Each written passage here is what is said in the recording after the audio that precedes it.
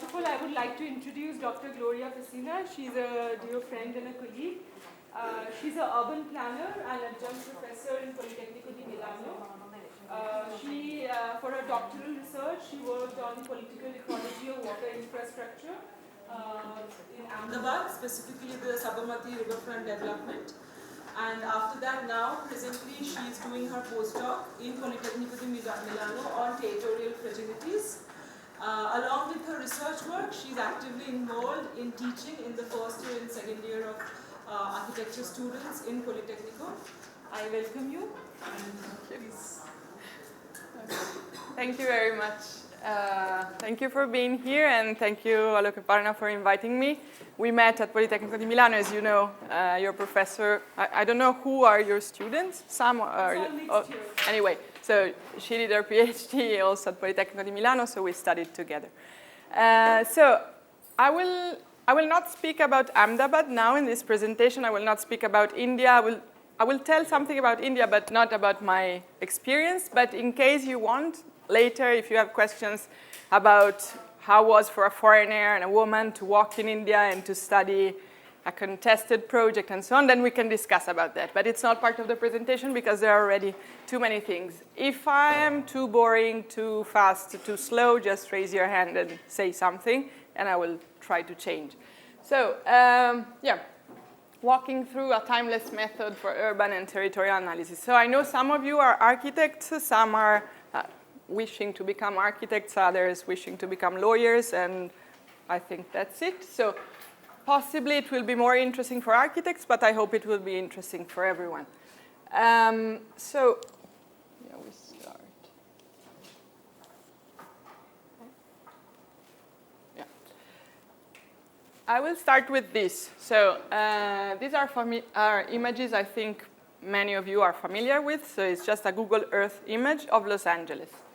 And usually with the students in Italy, I start with this image because they are first-year students, and this is something they have already in mind. So we start discussing about this image, and we say, okay, what can we understand from this, from a view from above? We can understand the structure of the streets, how big are they, if there is a grid, if the grid changes at some point, more or less what is the structure, what is the fabric also of the built city. So if we see single houses or courthouses, then we see there are some exceptions. Most of it seems to be residential, but then there are some other parts probably for sports and so on.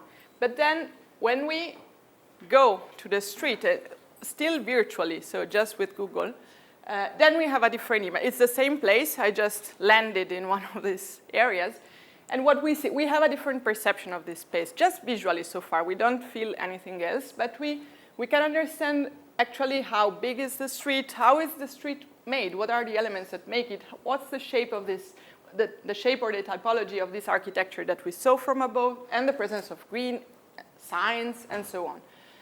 And we can see it in a very different context. So that was Los Angeles. This is an image of Dubai. So from this image, we can see a completely different urban structure. So it's mostly a desert with large highways. And then we had some sort of gated communities that we can see, some neighborhoods that are very closed in themselves. And once we go to the ground, we see that it's actually most of it a construction site, which is an information we could not have from above. From above, we could understand it was a desert.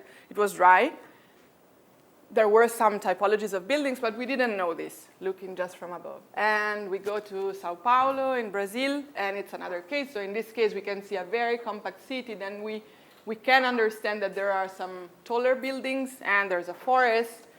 And again, we go down, and we see that there are gates, for example, another information that we didn't have. So it's not a completely accessible space. Maybe from above, we thought, OK, we can just cross it and go to the forest, but it's not the case. And I will conclude with just one city. I could continue for hours, but I think it will be tiring at some point. So this is the city where me and Professor Sengupta met, and this is Milano.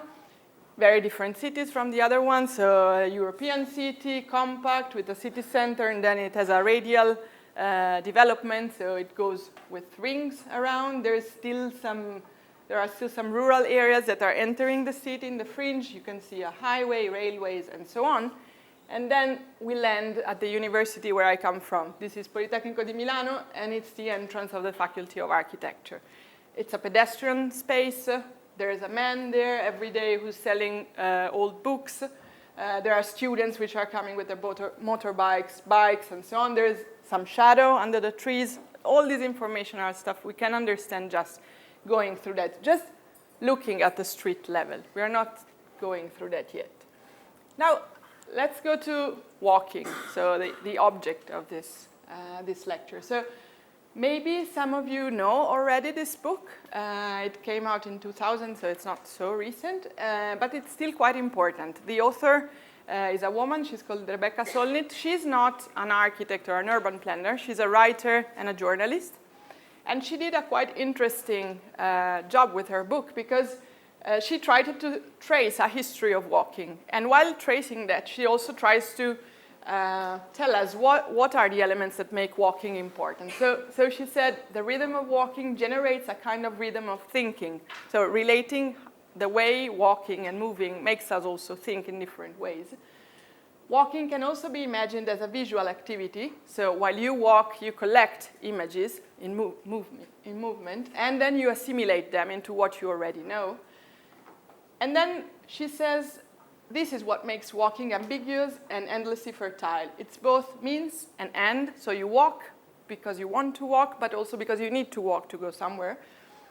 It's a travel and a destination in itself. And in her history of walking, she in particular focuses on a figure that you probably heard of the flaneur. So the flaneur, well, this is one of the typical representation of what was a flaneur. So you have to imagine this French person like Baudelaire or Benjamin in another context. At the end of the 19th century, he was roaming around the city without a destination, but just for the act of discovering the city or loitering through the city. And there is a book in Italy by an author, he's called Nuvolati, and I just tried to translate it. And he defines the flaneur as an urban animal trained in the harsh school of the modern metropolis. And he embodies the rebellion against mass consumerism, the aspiration to taste life at a slower pace, and the recovery of sensitivity as a form of knowledge. So sensations become part of your knowledge. And of course, there's not usually in history, people relate the image of the flaneur to a man, having in mind Benjamin or Baudelaire, but there were also women going around. And more recently, it came out a book about the flaneurs, so about women who were walking through the city. It came out, I think, last year or 2 years ago, and the author is Lauren Elkin. And she talks about women walking the city in Paris, New York, Tokyo, London, and Venice. And here again, the same author I was quoting before speaks also about this fact, about women walking in the city. And he said that women traditionally were not advised to walk alone in the city, to explore the metropolis, because it would have been dangerous, and we know it. But then at some point, the feminist movement criticized this male-centered vision of just men who could go around and loiter through the city. And they started highlighting the missing recognition of the role of women in the exploration of cities. And other scholars, apart from the feminist movement, but more like people who were dealing with history, they showed that the feminine practice of flânerie, so of moving around the cities, has been always existing. Okay, now that we have cleared that both men and women can walk through the city and explore, we can go ahead and go more to the topic of the lecture, which is more related to territory and the exploration of urban and regional spaces. So I would like to start this part with a quote by Patrick Geddes. Do you know him? Yeah. Okay, cool. So probably this part will be a bit boring for you because you might know him already. But I like this quote I like this sentence that he wrote in one of his writings, that is, but a city is more than a place in space, it's a drama in time. So giving you the idea of movement and also of time. It's not something fixed, it's not an architecture, a building, and that's it, but a space that is used. So I just go quickly through this. He was, as you know, he was coming from Scotland, from Edinburgh. He's considered to be the first urban planner. Like urban planners consider him to be the founder of the discipline, but actually urban planning was not existing at his time. So he was, first of all, a biologist. Then he started studying economics and sociology, so he had a very interdisciplinary background. And then at some point, he started becoming interested in the city he was coming from, which was the city of Edinburgh, and in particular in the city center, which was characterized by the presence of very derelict housing and slums and so on. At that time, it was the end of the 19th century, more or less. Then at some point, he became professor of botanic, so again, another discipline. But this was actually the discipline that made him pay a lot of attention to what he saw around. So he was looking at plants, but to look at plants, he was also looking at smaller traces inside the city. He founded the Sociological Society. He was a founder of many things, not only of urban planning discipline. And then at some point, he proposes a discipline which was not existing, that he called civics, that in a way, it's a mix between sociology and urban planning.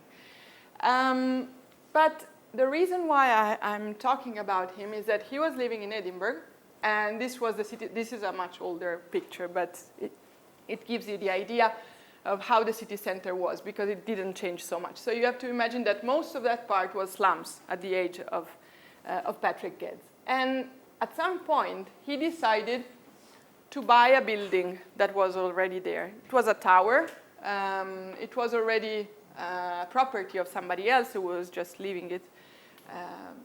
It was just derelict, and he decided to buy it and to use it as a way to explore, as a sort of museum, but also as a sort of school to know about the city, to learn about the city. He called this space the Outlook Tower. It can be considered a complex pedagogical tool or pedagogical building to learn the art of looking at the city. So it had different floors, as you can see. And he was suggesting to start from the upper part. So to go up, walk rapidly the stairs until the roof, and then from there, look outside and have a 360 degrees view of the city. So more or less what we can have right now with Google Maps, or so looking from above, but it was that time. So that was the only way he had to do it. Then there were different issues at the different floors. So one floor was devoted to Edinburgh, one Scotland, one English-speaking countries, Europe, and world. So in this way, you were going through different geographical scales just in a building. And then at some point, when you finished to come down, you were just exit the tower and start walking through the city. But being prepared in a way, having seen it from above and having seen the context, the larger context in which the city is located. And then it was not over. It was not just walking through, but it has an intention to find potential spaces to be collectively reappropriated and redesigned.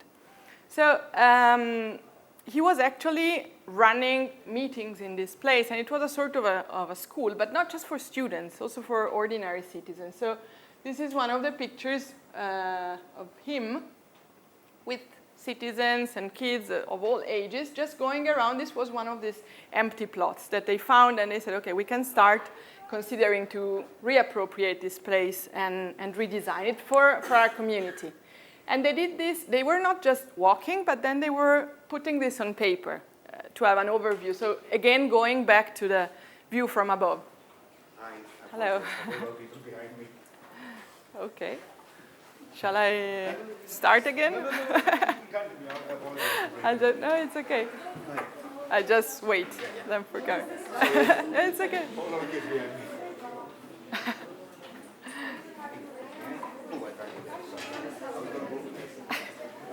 They are.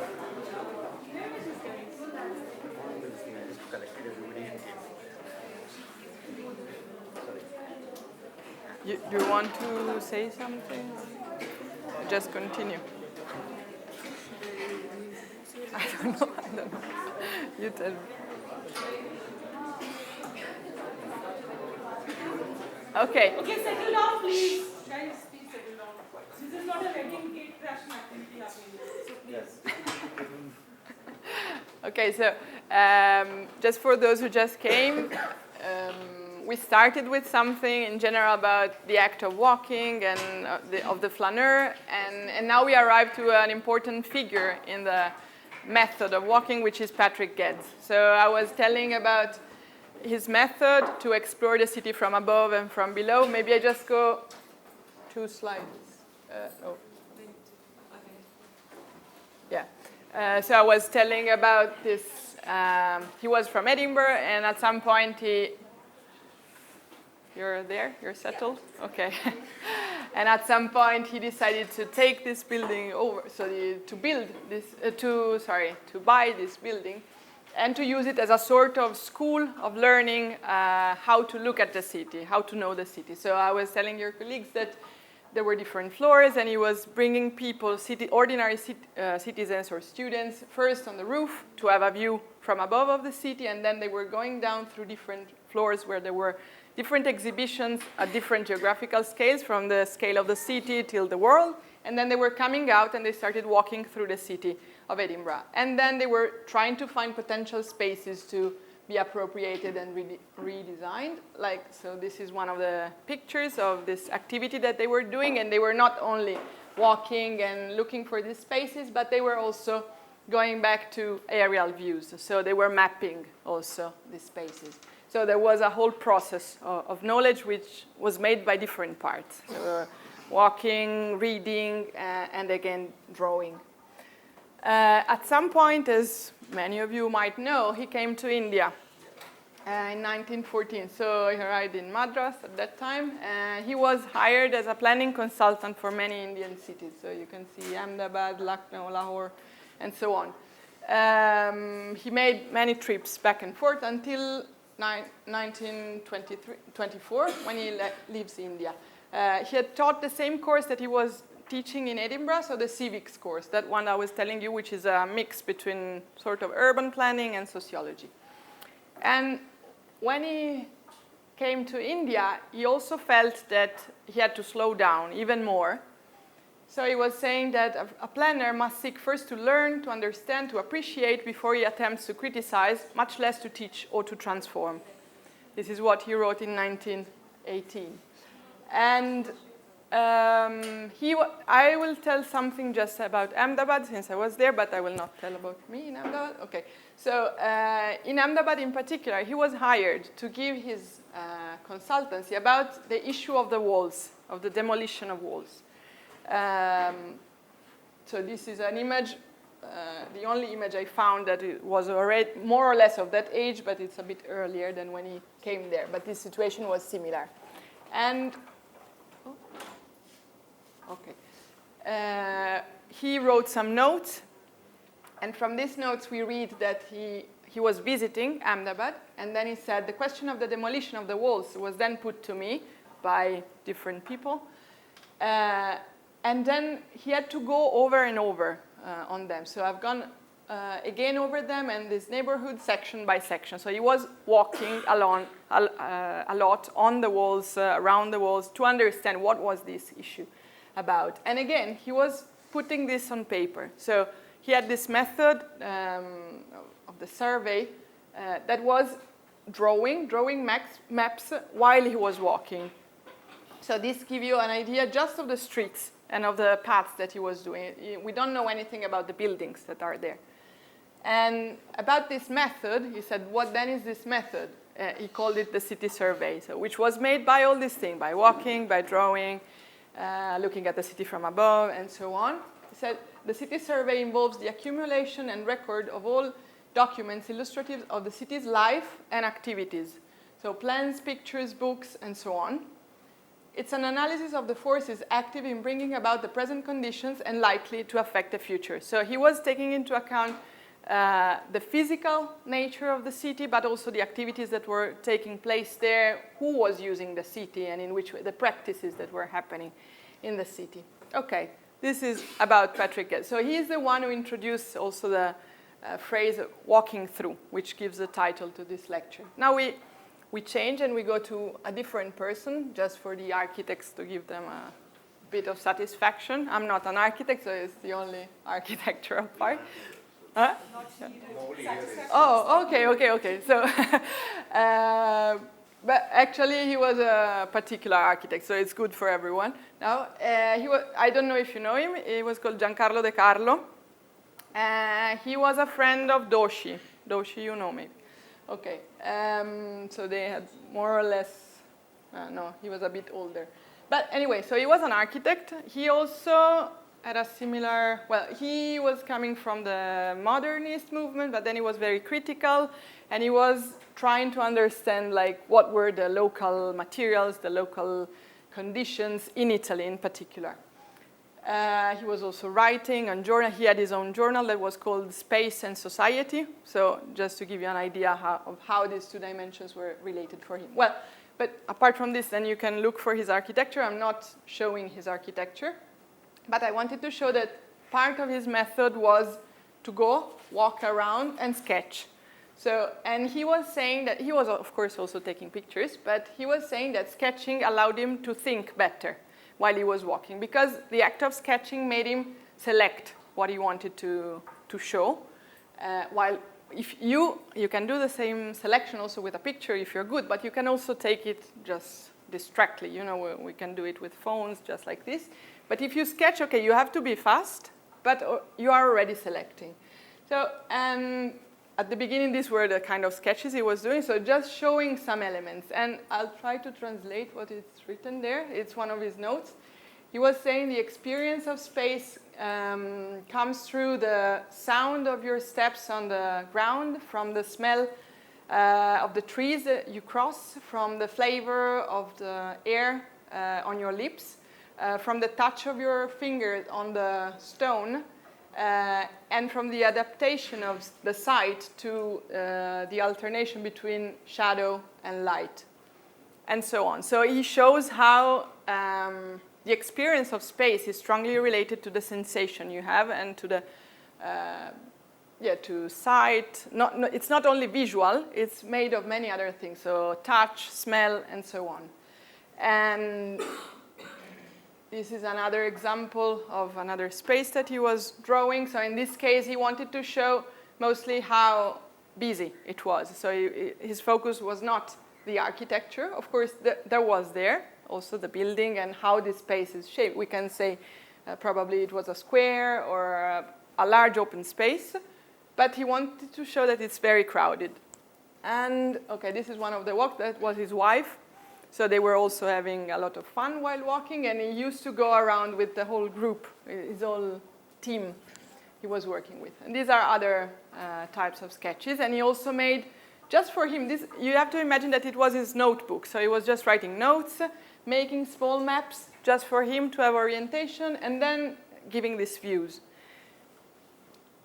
Now, okay, enough for Giancarlo De Carlo, and we move to somebody else, which you are going to study, or maybe you have studied already, I don't remember, which is Kevin Lynch. Kevin Lynch we have. Okay. So you will know about him more, but just to give you an overview. We are just going on chronologically. So this was in the 60s. We started with Patrick Geddes at the end of the 19th century, and this is something that happened in the 60s. So he was an American planner. And he was also walking a lot, and he also made a sort of a theory, or he had a method to understand the cities that was made of single elements that were that he could always find in the city. So, and that helped you to have an image of the city, which is the title of his book.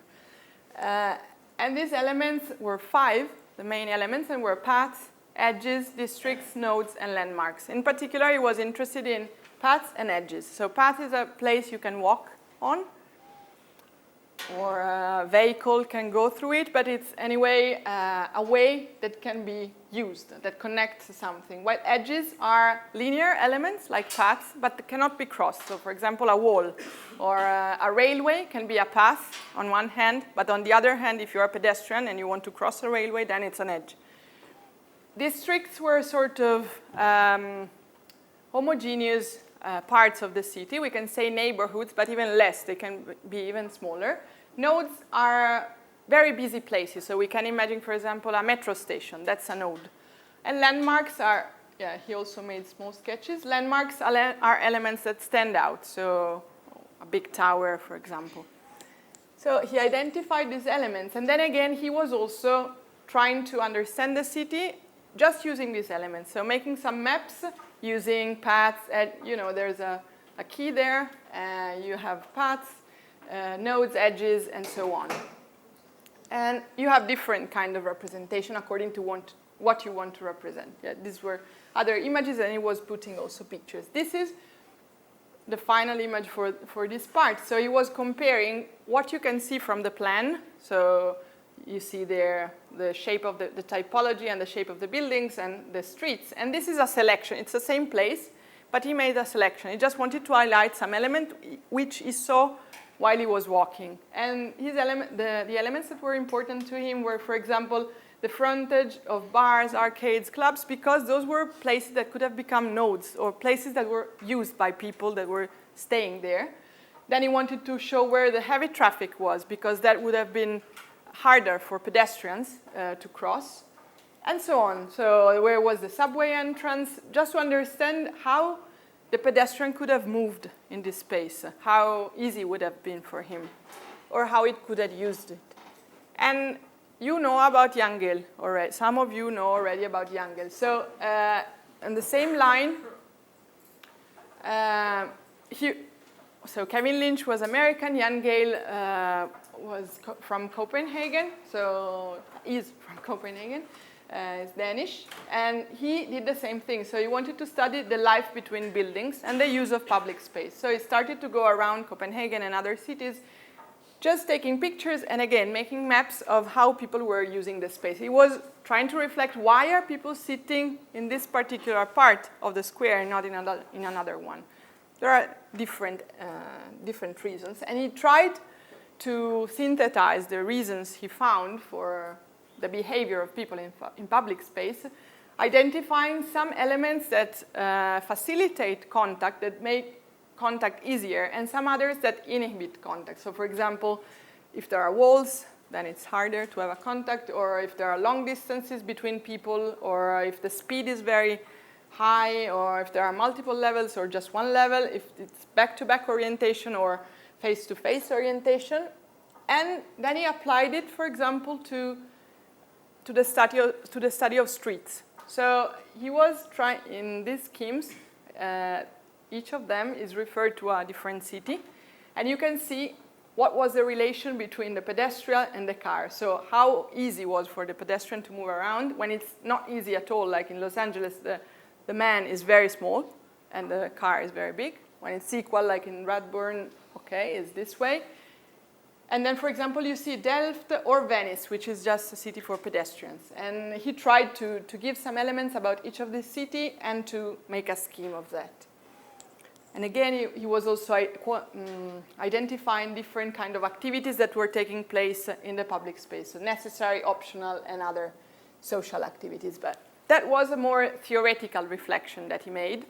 Then 20 years later, he reflected about the transformation that happened in the city of Copenhagen.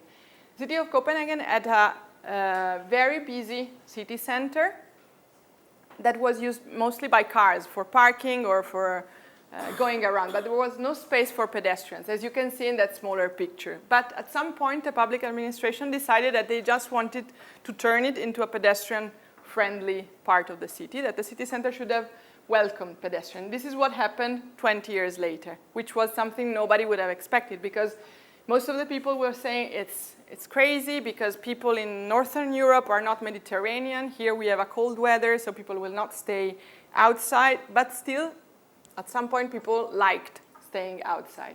So he compared like the situation before and later. And all the time he made some sketches. And he focused on some specific elements. For example, he wanted to understand what was the relation between the pedestrian and the ground floor.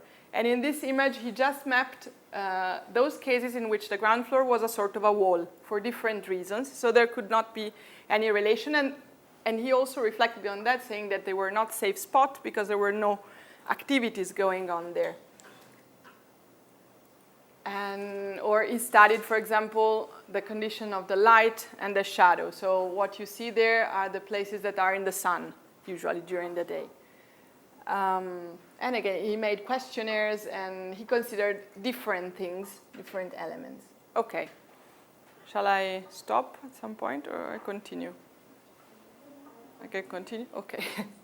So this was related to the use of walking in planning mostly, as a way to perceive the city and to perceive the importance of how the public space is used. But mostly we have seen as a result maps that were done by these planners. Another way, and sketches, as we saw from De Carlo. But I thought it was important also to focus on photography in a way, but not general photography, but street photography. And maybe you know some photographers. I like in particular Helen Levitt. She was an American photographer who was shooting around New York in the 40s and 50s. And she, in particular, she was interested in the traces of the activities. So something that was left on the walls mostly by kids most of the time, but not only by kids. So this is an example of some stairs in New York, and she could tell like some of the activities that were happening there from what she saw there, even though if she was not seeing the activities happening. Or this one is also a nice one that she took. But of course, she was also, of course, we can understand something from what is written on the wall, but then other activities don't leave any sign. We cannot know what's going on. So she was also taking picture of some particular activities that could take place in spaces like this one. And to go back to my city, to another photographer, he was called Giuliano Lucas, and he's Italian. This is a building in Milan with, from a big company. It's called the Pirelli building. And he took this picture in 1968, which was a moment in which there was a lot of migration to the north, so to Milan and northern Italy in general, from the south and from the islands. And in this picture we see like one of the most iconic buildings, a landmark, would say Kevin Lynch, of one of the most successful factory in Italy, which was this one, Pirelli. So it was an oil company, so one of the most successful companies. And then one of the a migrant, which is coming from an island, Sardinia, who's just arrived to Milan. And I think pictures like these, like the pictures of Giuliano Lucas, are important because they show us different possible uses of the space, which are sometimes also unexpected. Like this kind of space is a metro station, and people are doing a sit-in. So it was a demonstration in 1970.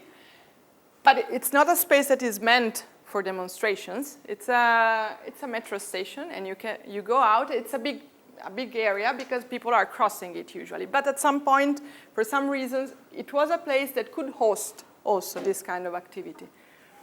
I was living very near to this place. What? I was living very close to Yeah.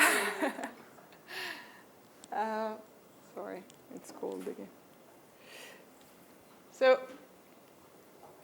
yeah, you can see most of these were students from university that were protesting for some reasons. Then he was taking pictures also of the new developments in the city. Most of these were social housing. They were very new at the time. Oh, I didn't write the year, but I think it was already in the 70s. There were huge social housing buildings and social housing neighborhoods, and there was a tramway for the first time, so it was also an innovation at that time, but still you could see that there were more traditional activities, so gardens with vegetables of people that were living there, people that were coming from rural areas. So they were farmers most of the time, which jumped into the city, starting becoming workers in the factories, but still they were cultivating the land. And there were also games going on, so these kind of facilities that didn't exist before, and it was important for him to show them. Yeah, you can see here, that was one of the main social housing buildings, and then there were ships that were still going around, because that was built on the way that the ships do to go from one place to another. They used to do in Milan. But then there was also sport at some point coming in. So public parks that were designed at that time and sport activities. So this is another kind of use of space that he was showing. Sport in a public park, sport in a small stadium, or in more recent pictures, he was showing other kinds of sport that were really urban. So going with rollerblades or skateboard, but also people kissing, mothers taking kids around. So all these activities tell you how many ways there could be to use this space. And in his latest pictures, then he was focusing again on migration, but this time it was migration from other countries and not from other parts of Italy. But this picture is quite similar to the first one that we saw of the migrant coming from Sardinia, actually, with all his stuff. So I just wanted to tell about some reference that I had in mind. So from Patrick Geddes, then going through the activities of some planners and some photographers. Then I don't know how much time we have, but I will go. We have another 15 minutes. Okay, okay. And then probably Okay, yeah. Then I will go to something we did in Milan and not only in Milan. So to some experiences of collective walks that we had with students and with citizens. In particular, we'll talk about two experiences. The first one is called Nomi Cose Città, and this name is actually the name of a game. It means names, things, cities. Maybe you have it in India, I don't know. So you pick up a letter and then you have to say, okay, the same. So we took this name for the project that we had. So we were, all of us were students of planning, and at some point we decided we want to do something outside of the university, something we liked, involving also other people, also for the citizens. So we started this project, and we decided we wanted to do walks to make the citizens know better the city, like the ordinary city. But we decided to involve artists, not to do art, but just to tell us about their view of the city, and to tell us about one part of Milan that was important to them. So, and in this way, we had 5 artists, and we asked each of them to tell us a path they wanted to do and they wanted to show to the citizens. And together, working together with them, then we were drawing this path, and we were going there, trying, and involving also people that could have been interesting to interview or to involve in this activity. So to stop by them then with the citizens. It was for free, but people had to register because we couldn't go around with millions of people, but maximum I think it was 30 or 40. So he's a singer. It's quite famous in Italy, but okay. So people were very excited to know what was his view of Milan, what was his path in Milan. And he chose a very interesting one. So a path that goes from the very periphery, that used to be an industrial area, but now hosts a very big university, to the city center, to one part of the city center, not the very city center, but close to the city center. So we started from here. So this was a pedestrian bridge on a very busy road, sort of a highway, and he wanted to meet the participants to walk here. So we went down, and just already in this way, he decided to start there because from there you could have a view from above. I don't think he knows Patrick Geddes, but he had the same idea. So we came down, and then we arrived to a place which is very, very popular in Milan, Carro Ponte. It's a place for, again, a former industrial place that is used for concerts. So everybody knows it in Milan, but everybody takes the metro, comes out there and goes back home, and nobody knows what's around there. So everybody was very surprised when we came from here, walking until this place. And we met the organizers of the concerts there, so they also told us more about the neighborhood and about these activities. Then this is part of the university, this one actually is the university, and that is in the same neighborhood.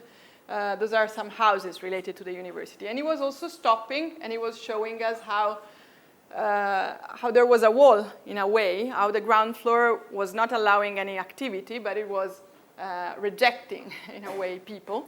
So he was making this kind of even if it's a singer, but he was making also reflection about the space. And then in the same area, it was bombed during the war, during the Second World War, and there was a lot of debris of the buildings, and with the debris, it was built this sort of hill, and which is now a park. This is also something which is not very known. There are cherry trees planted on top of it, so it's called the Cherry Tree Hill. And on top of it, yeah, very big fantasy, yeah, I know.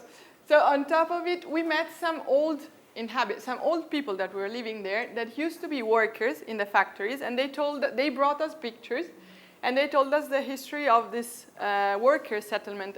This settlement that was built for workers of these specific factories with a certain type of houses and so on. So there it was also an occasion to meet people and listen to stories. It was not just us walking and looking around, but we were knowing the space. And from there, then we had a view, and the city that we saw was completely different, of course, than the workers' city that we had before. Those houses were still there, but they are somehow hidden here. And in the meantime, the city had expanded and had bigger buildings. Then we took also the tram, and in this part we came in the city. We passed in a neighborhood which is an artist, a place where there are many artists. And there was this newsstand that was closing down, and a photographer said, okay, let me use it as an exhibition space. So we stopped there, we met the photographer, then we met this old woman that told us also a story of this neighborhood, then resting a little bit. And in the meantime, maybe you know Bosco Verticale, that's very famous. So it was under construction at that time. But just behind Bosco Verticale, there are still, these are part of the ancient city walls of Milan, so from Middle Age. And inside, Mura Spagnole, yeah, the Spanish walls, because you had Spanish domination. And inside, some citizens, a community, decided to create a community garden. And this is also something that if you don't know, maybe you just pass by and you don't enter. So we brought inside some citizens that had never been there. And we concluded it in part of the former gates of along the Spanish walls, which from outside looks as it looked before, but actually inside is it's where it's a rock climbing wall, but it's the place where there is an association that organizes excursion in Milan. And they were supporting us, like saying, okay, come and finish your walk at our place. So also this was a surprise for many of them. Okay, so this was an experience that we did. It started actually in Naples. Then some people from Naples got in touch with us who were in Milan, and we did this thing in 2012 in Milan. This was one experience I wanted to talk about. And the other one, more recent, it's called Laboratorio del Cammino, which means walking studio. And it's a network of universities of, I think, more than 10 universities, I don't remember, in Italy, with some people, not the whole universities are taking part, but some people from each of these universities are trying to use walking as a method to explore territory and so on. They already do it in their studios, but they decided to come together and organize also something all together. And so far, so I'm part of this network, and we have been organizing 2 summer schools, and also some lectures and some walks in the different cities where we are, because we are all over Italy. So this is the website. It's called laboratoriodelcammino.com. And I will just show you briefly something about one of the summer schools that we did in Sicily. So in the southern part of Italy, it's a big island. And we walked, well, you just see it there. I don't think it's very clear, but that was the path. It was 200 and something kilometers that we did.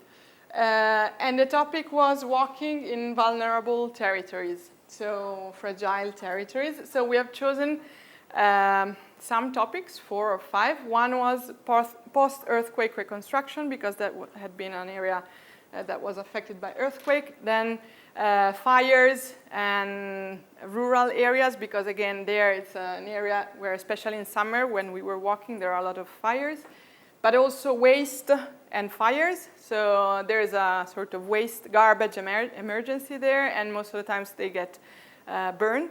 So this was also another topic which usually is not really considered as part of the territorial studies. It's considered something more related to engineering maybe, but it has an impact on the territory. And then there was something, then there was illegal housing. And I think that's it. So what we did with the students was walking for more than 200 kilometers. So it was very tiring, actually. So the students were selected. They applied, and we took 30 students from all over Italy. But we made it very clear that they had to be trained, because it's very hard. It was in the summer, and we were not walking constantly. We were stopping at some point, but again, it was very intense. And So we were walking, and we were starting in cities, and then we were walking along through fringes and rural areas, peri-urban areas. So we were seeing the change in the landscape, the constant change, and each group had a topic. So some were working on fires, some on earthquake, and so on. And they were, along the way, they had tutors, and they were stopping and making interviews, or we had some meetings with experts or public administration and so on. So they were walking, they were taking pictures. There were 2 photographers with us who were also giving classes while walking. They were sketching, and in the end we asked them to give us a product of that, which was a map, which was a sort of a diary, and then a booklet. I will just show you quickly some maps.